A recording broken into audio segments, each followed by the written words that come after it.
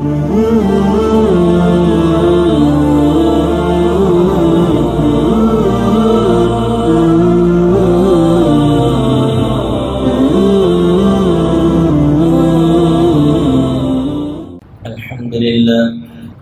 لله نحمده ونستعينه ونستغفره ونؤمن به ونتوكل عليه ونعوذ بالله من شرور أنفسنا ومن سيئات أعمالنا من يهده الله فلا مضل له ومن يضلله فلا هادي له ونشهد أن لا إله إلا الله وحده لا شريك له ونشهد أن سيدنا ومولانا محمدا عبده ورسوله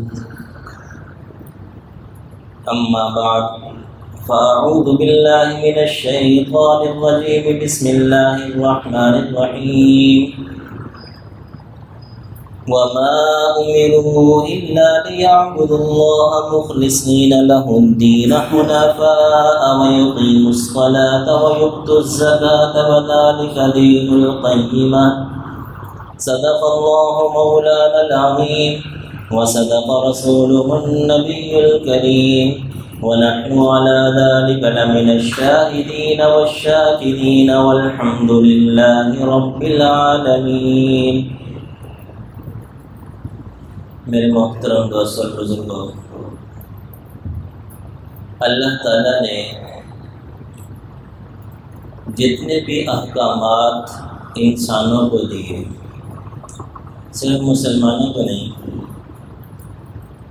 بلکہ پہلی امتوں کے اندر بھی جتنے احکامات انسانوں تک پہنچائے گئے، اس میں بنیاد دو چیزوں پر رکھی ہے.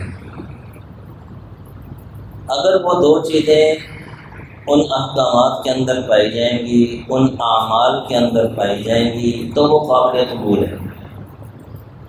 اور اگر اس چیز کے اندر، اس حکم کے اندر، اس عمل کے اندر، چاہے وہ امت مسلمہ کا عمل ہو یا پہلی امتوں کا عمل ہو، اگر اس میں وہ دو باتیں نہیں پائی جا رہی تو وہ عمل مردود ہے، قابل قبول نہیں. جیسا کہ میں نے آپ کے سامنے سورہ بینہ کی ایک آیت کی تلاوت کی، اس میں اللہ تعالیٰ فرما رہے وما امروا، یعنی جتنے بھی سابقہ امتیں ہیں نا، مسلمان بھی اس میں آگے اور سابقہ امتیں بھی، تورات، انجیل، زبور والے سارے اس کے اندر آگے.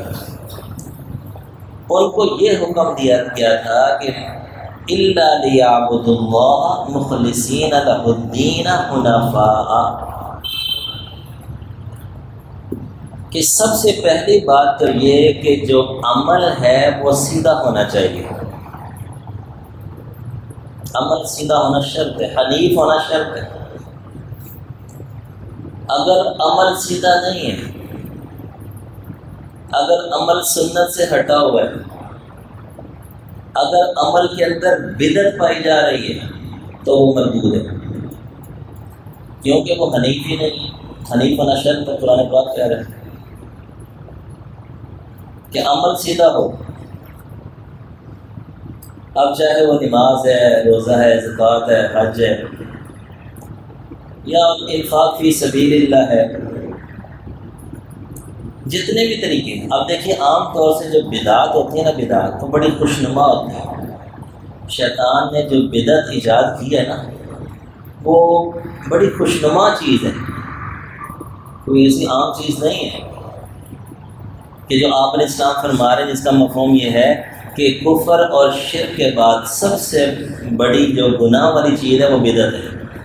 سب سے بڑا گناہ بدعت ہے، کیونکہ دین کو خراب کرنا ہے نا. تو عام طور سے تو لوگوں سے کہا جائے نا، بظاہر تو ہمارے جو خوشی غمی کے طریقے ہیں اس کے اندر بہت سی بدعات ہیں، حتیٰ کہ اذان ہے، نماز ہے، اور کئی چیزوں کے اندر لوگوں نے ایسی چیزیں ایجاد کرنی، اور ان سے جب کہتے ہیں تو کہتے ہیں حرج کیا ہے، اس میں حرج ہی کیا ہے. کیونکہ بدعت کے اندر اللہ رسول کا نام لیا جا رہا ہے نا. بدعت کے اندر کیا لوگوں کو کھانے کھلائے جا رہے ہیں، انفاق فی سبیل اللہ کیا جا رہے ہیں، لوگ کہتے ہیں حرج ہی کیا ہے. سب سے بڑا حرج یہ ہے کہ یہ حضور کے طریقے کے خلاف ہے. جس کو ہم حرج ہی نہیں سمجھ رہے الیاذ باللہ۔ قرآن بار بار کئی جگہ پہ حنیف کا لفظ استعمال کیا قرآن پاک، کہ جتنے بھی اعمال ہیں تمہارے اس میں حنیف ہونا شرط ہے، عمل کا سیدھا ہونا شرط ہے، عمل کا سنت پر گامزن ہونا شرط ہے، حضور کے طریقے پر ہونا شرط ہے۔ اگر حضور کے طریقے کے خلاف ہے یہ بہت بڑا حرج ہے، تو بس یہی سب سے بڑا حرج ہے بھائی۔ اس وجہ سے جب تک عمل سیدھا نہیں ہوگا وہ قابل قبول نہیں ہے، چاہے پہلی امتیں ہوں چاہے امت مسلمہ ہو۔ تو ایک چیز تو یہ ہے کہ عمل کا سیدھا ہونا، اس کے بعد یہ ہے کہ رضائے حق، یعنی اللہ تعالیٰ کی خوشنودی کے لیے عمل کرنا، اللہ تعالیٰ کو راضی کرنے کے لیے عمل کرنا، یہ شرط ہے۔ اللہ تعالیٰ کو راضی کرنے کے لیے ہر عمل کے اندر اللہ تعالیٰ کی رضا کو مد نظر رکھنا یہ فرض عین ہے۔ جس طرح نماز، روزہ، زکوٰۃ، حج سارے فرض عین ہے نا، نیت کو سیدھا کرنا بھی فرض عین ہے، کیونکہ انما الاعمال بالنیات۔ اگر جو ہے نیت ہی ٹھیک نہیں ہے، اب دیکھیے کہ نماز ہے، ہم کہتے ہیں نیت شرط ہے، یعنی بندے کو اتنا پتہ ہو کہ جناب کون سی نماز پڑھ رہا ہوں تو پھر ہی نماز ہوگی۔ اس سے پہلے بھی ایک شرط ہے، وہ شرط چونکہ سب احکامات کے ساتھ لگتی ہے نا، اس وجہ سے ہر عمل سے پہلے وہ کتابوں میں نہیں لکھی ہوئی نہ۔ اگر آپ کو کوئی نماز سکھا رہا ہے نا تو وہ نماز کی شرائط اور ارکان سکھا دے گا کہ نماز میں نماز کی نیت ہونا شرط ہے، کون سی نماز پڑھی یہ تو سکھا دے گا، چونکہ اخلاص اللہ تعالیٰ کی رضا کی جو نیت ہے نا یہ سب احکامات کے اندر ہے، سب احکامات کی بنیاد ہے، اس کے بغیر تو کوئی کام کو قابل قبول ہی نہیں ہے۔ اب اس کے مقابلے میں جو اس کی ضد ہے وہ ہے ریا، ریاکاری، یعنی اللہ کو راضی کرنا مقصود نہیں ہے بلکہ لوگوں کو دکھانا مقصود ہے کہ لوگ ایسے کریں، یہ ضد ہے بالکل، وہ فرض ہے اور یہ حرام ہے۔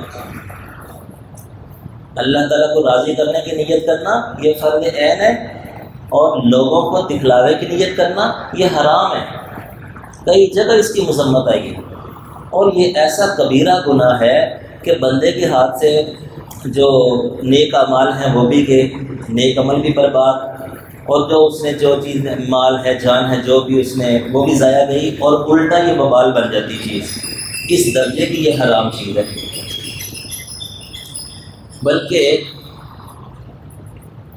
قرآن پاک نے اس کا ان الفاظ میں ذکر کیا کہ جو لوگ لوگوں کو مال دیتے ہیں تو مال دینے کے بعد ایک تو ہے کہ نیت باطل کرنا، نیت باطل کرنے کا تو وبال بہت بڑا ہے نا، اللہ تعالیٰ جانتے ہیں۔ ایک ہے کہ ان سے تم شکریہ کا تمنا بھی نہ کرو کہ ہمارا شکریہ ادا کریں، تو اللہ تعالیٰ نے یہ الفاظ اس طرح سے ذکر کیے کہ جو نیک لوگ ہیں نا وہ انما نطعمکم لوجہ اللہ، سورہ انسان سورہ دہر کے اندر ہے انما نطعمکم لوجہ اللہ، کہ جو اللہ کے نیک لوگ ہوتے ہیں وہ کیا ہے کہ وہ اللہ کو راضی کرنے کے لیے لوگوں کو کھلاتے ہیں، مال خرچ کرتے ہیں۔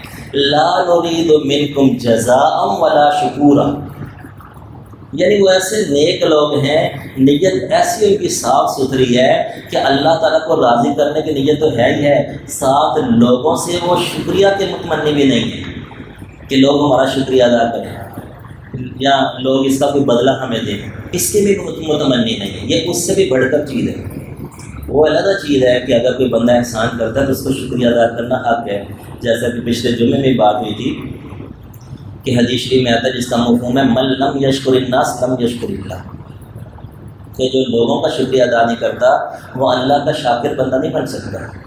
اس کی وجہ علماء نے یہ لکھی ہے کہ جو بندہ احسان کر رہا ہے نا وہ تو اس کو نظر آ رہا ہے تو یہ اس کا شکریہ ادا نہیں کر رہا، جو اللہ تعالیٰ کی ذات غیب ہے وہ نظر نہیں آ رہی، یہ اللہ کا شکریہ ادا کیسے کرے؟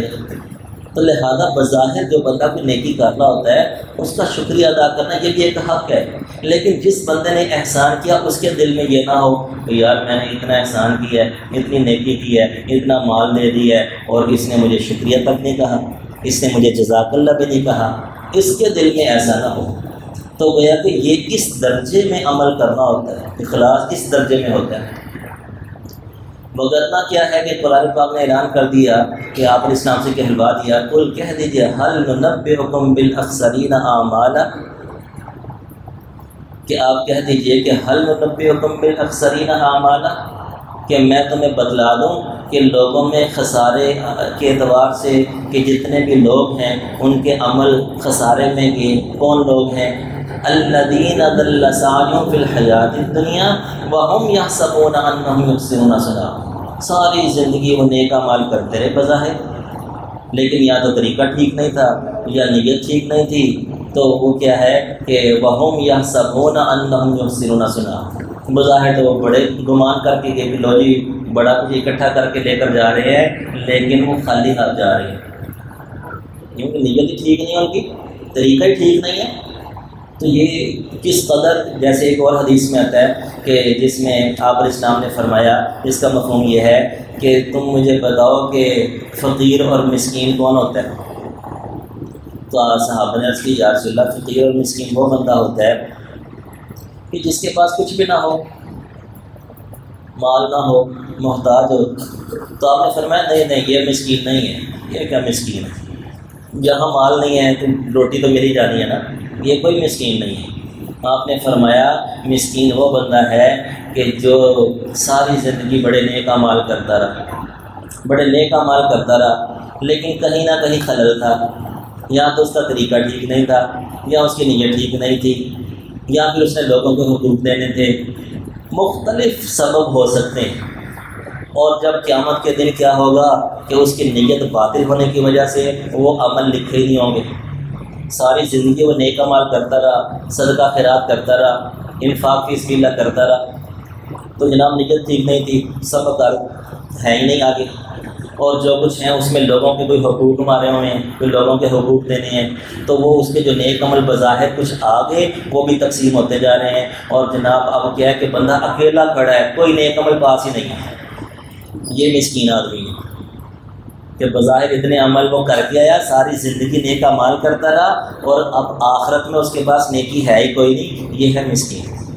تو اس وجہ سے تمام اعمال کے اندر، بلکہ ایک مشہور حدیث ہے آپ سنتے رہتے ہیں، یہ تو چونکہ مذاکرہ ہی ہوتا ہے، یاد دہانی ہوتی ہے، تو مشہور حدیث ہے جس میں آپ علیہ السلام نے 3 بندوں کا ذکر فرمایا، جس کا مفہوم یہ ہے کہ قیامت کے دن سب لوگ جمع ہیں تو اللہ تعالیٰ جو ہے نا ایک شہید کو بلائیں گے۔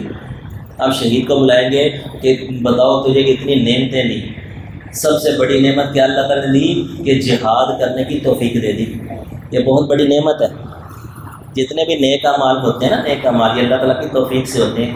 اب بتائیے کہ جہاد بھی ایک بہت بڑی نعمت ہے، اس کی توفیق مل جانا بہت بڑی نعمت ہے۔ ایک حدیث میں آتا ہے جس نے تمنا بھی نہیں کی، جس نے تمنا جہاد کی تمنا بھی نہیں کی، وہ منافقت کی موت مرا۔ یعنی اس قدر تاکید ہے۔ آپ علیہ السلام کی دیکھیں کتنی مقدس زندگی تھی، آپ علیہ السلام کی کتنی پاکیزہ حیات، اور صحابہ کرام کی زندگیاں دیکھ لیں، یہ کتنی قیمتی جانیں تھیں، اتنی قیمتی جانیں تھیں کہ دیکھیے کہ جب جو ہے نا یہ جہاد فرض ہوا، ساری زندگی جہاد ہی کرتے رہے، آخر تک جہاد کرتے رہے، یہ اتنی قیمتی جانیں تھیں۔ اس قدر جو ہے نا فضائل آتے ہیں شہادت کی، تو یہ اللہ تعالیٰ کی توفیق سے ہی ہوتا ہے۔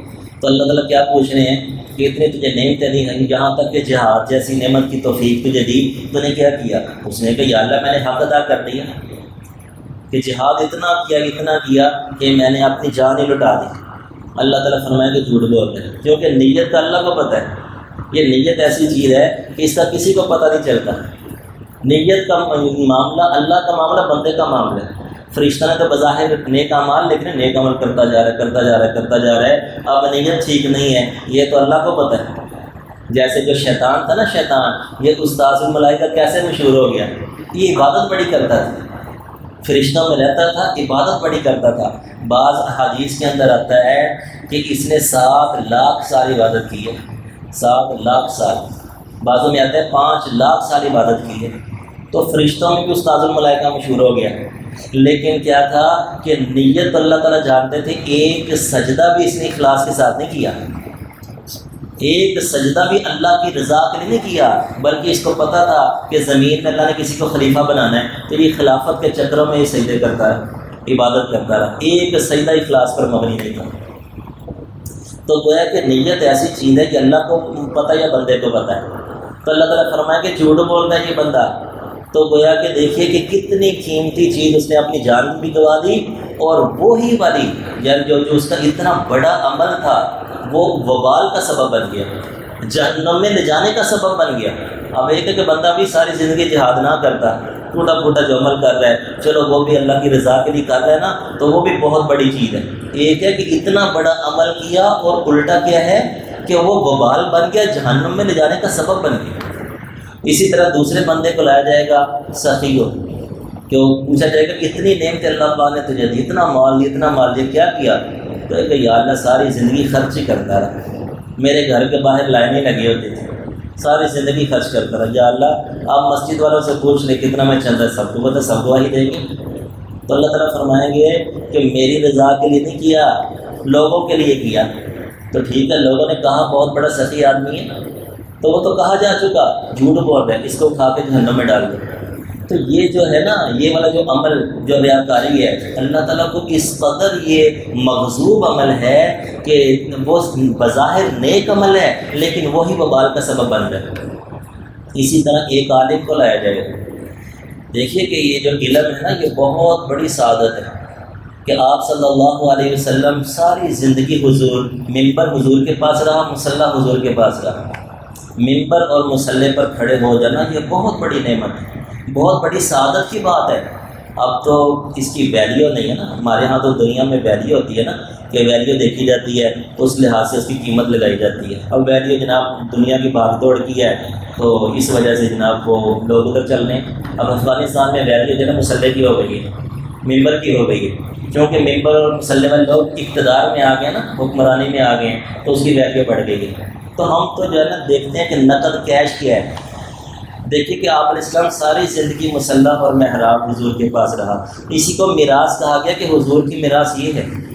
تو یہ کتنی بڑی نعمت ہے کہ جو العلماء ورثۃ الانبیاء، کہ اس میں ایک بندے کا شمار کر دیا کہ جہاں انبیاء کرام کھڑے ہوں گے اس کے پیچھے قیامت کی لائنوں میں علماء کھڑے ہوں گے، کیونکہ وہ وارث ہے نا جو حضور چھوڑ کر کے آگے علماء نے آگے تک پہنچایا. تو کتنی بڑی سعادت ہے کہ انبیاء ہوں، اس کے پیچھے علماء کی صفیں ہیں.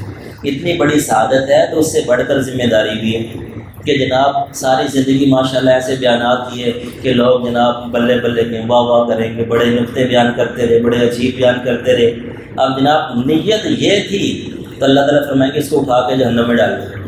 اتنی بڑی نعمت اللہ پاک نے دی کہ علم سیکھنے کی توفیق دی ہے کہ جو انبیاء کی میراث تھی وہ اللہ تعالیٰ نے عطا فرمائی. ساری زندگی ممبر اور جو ہے نا محراب عطا فرمایا، اور اس کی یہ نیت ہے کہ لوگ جو ہے نا وبا کریں، اس وجہ سے یہ کرتا رہا، تو لہذا یہی عمل عقارت کیا اور وبال کا سبب بن گیا اور اٹھا کے جہنم میں ڈال دیے. تو یہ آپ علیہ السلام نے مثالیں دے کر سمجھایا کہ دیکھو کہ ہر عمل کے اندر اخلاص شرط ہے.